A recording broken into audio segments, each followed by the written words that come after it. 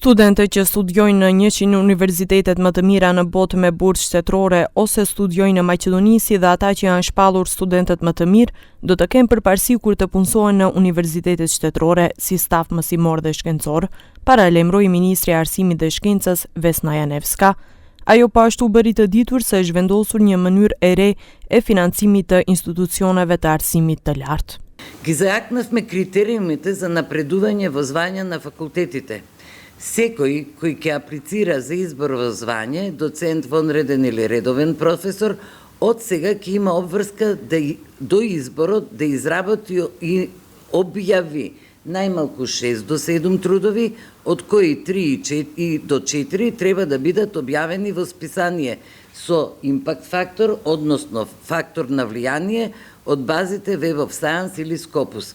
Profesorët e rregullt pasi të jenë zgjedhur në të ardhmen pas miratimit të ligjit do të kenë të drejtë rizgjedhjeje pas 7 vitesh.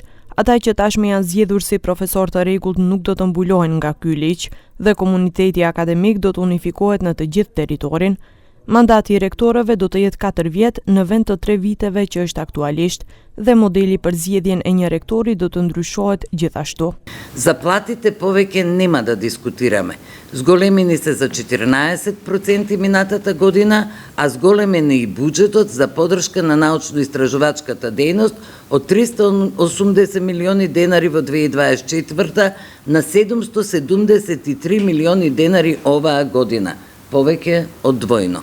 Ministria e Arsimit dhe Shkencës ka përgatitur ligj të ri për arsimin e lartë dhe shkencën, i cili pritet të ofrojë arsim akademik me cilësi më të larta dhe të inkurajojë aktivitetin shkencor dhe kërkimor në vend.